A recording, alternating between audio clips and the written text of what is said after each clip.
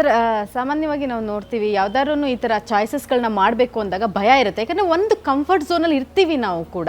So ನೀವು police ಅಧಿಕಾರಿಯಾಗಿದ್ದವರು, ಒಳ್ಳೆಯ comfort zone, ಸರ್ಕಾರಿ ಇಲಾಖೆ, ಅದರಲ್ಲೂ ಕೂಡ ಒಂದು ಅಧಿಕಾರಿ. ಸೊ ಈ ಥರ ನೀವು ಸಡನ್ನಾಗಿ ಸಿನಿಮಾಗೆ ಬರಬೇಕು ಅಂದಾಗ ಭಯ ಆಗಲಿಲ್ವಾ? ನಾನು ಗೆಲ್ತೀನಾ ಸೋಲ್ತೀನಾ ಅನ್ನೋಂಥ ಭಯ ಆತಂಕ ಇರಲಿಲ್ವಾ ಅಂತ? ಅದಕ್ಕೆ ಹಲವಾರು ಕಾರಣಗಳಿದೆ.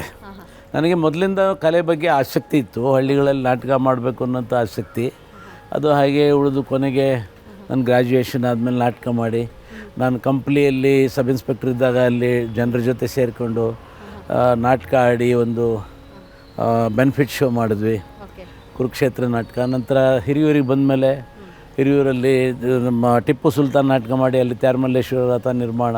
ಆಗ ಚಿತ್ರರಂಗದ ಒಂದು ನಂಟು ಪ್ರಾರಂಭ ಆಯಿತು. ಆ ನಂಟು ಮುಂದೆ ಪೊಲೀಸ್ ಅಧಿಕಾರಿಯಾಗಿದ್ದುಕೊಂಡೆ ಅವರ ಸ್ನೇಹ ಒಂಥರ ಚಿತ್ರದಲ್ಲಿ ಪಾತ್ರ ಮಾಡಬೇಕು ಅನ್ನೋಂಥ ಆಸೆ ಇದ್ದರೂ ಕೂಡ ಅದು ಅಸಾಧ್ಯ ಅನ್ನೋಂಥ ಮಾತು ನನಗಿತ್ತು.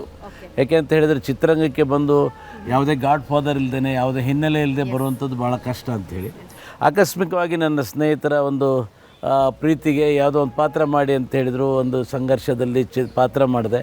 ಆ ಪಾತ್ರ ಮಾಡಿದಂಥ ಸಂದರ್ಭದಲ್ಲಿ ನನಗೆ ಭಾಳ ಚಿಕ್ಕ ಪಾತ್ರ ಇತ್ತು. ಅದನ್ನು ಪ್ರೀಮಿಯರ್ ಶೋ ಕರೆದಾಗ ನನಗೆ ಅಂದರೆ DCP ಆಗಿದ್ದಂಥ ಶಂಕರ್ ಬಿದ್ರಿ ಅವರು ನನಗೆ ಬೈದರು, ಇಂಥವೆಲ್ಲ ಯಾಕೆ ಮಾಡೋಕ್ಕೆ ಹೋಗ್ತೀಯ ನೀನು, ಮಾಡಿದ ಒಳ್ಳೆ ಪಾತ್ರ ಮಾಡಬೇಕು ಅಂತ.